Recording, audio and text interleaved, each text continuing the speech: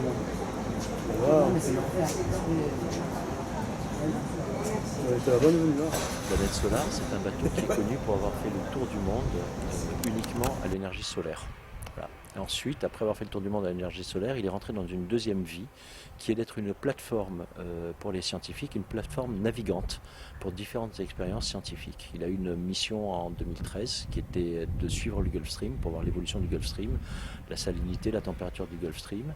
Il a eu une mission en 2014-2015 qui était une mission archéologique en Grèce. Et on va vers une nouvelle mission cette année, mais avant de s'engager dans cette nouvelle mission, on a un devoir de démonstration pour expliquer aux populations ce que fait Planète Solar, ce qu'est notre intention et les motivations de Planète Solar par rapport justement au climat de la planète, puisqu'en ce moment c'est un sommet qui tourne autour du climat de la planète si je ne me trompe pas.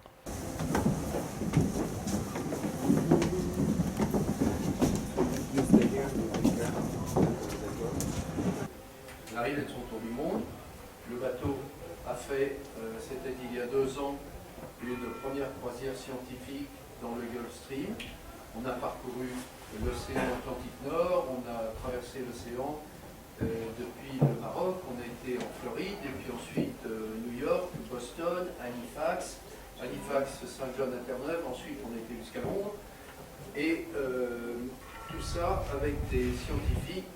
Alors ça peut être des océanographes, des archéologues, ça peut être des climatologues.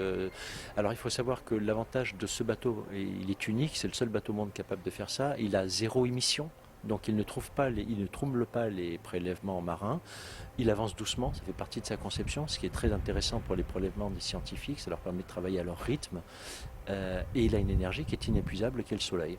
Donc c'est une source d'énergie constante. C'est une plateforme scientifique mobile avec une source d'énergie qui est inépuisable. Vous pouvez voir la zone de vie qui est ensuite transformée en laboratoire, c'est-à-dire qu'il y a des ordinateurs, il y a des appareils de mesure, il y a des étuves qui peuvent être installées ici selon les missions qu'opèrent les scientifiques. Cette zone extérieure est aussi souvent exploitée. On a d'ailleurs un puits ici qui dans les missions archéologiques nous a permis de descendre une sonde, ce qu'on appelle un poisson, c'est-à-dire un robot sous-marin qui pouvait descendre par là. Et puis je vais vous faire voir le sein du sein.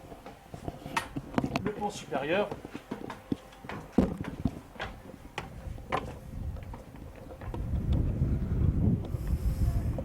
Là vous êtes sur le pont supérieur avec les fameux panneaux solaires. Et c'est ça la source d'énergie de notre navire. Il y a 546 mètres carrés de surface de panneaux solaires.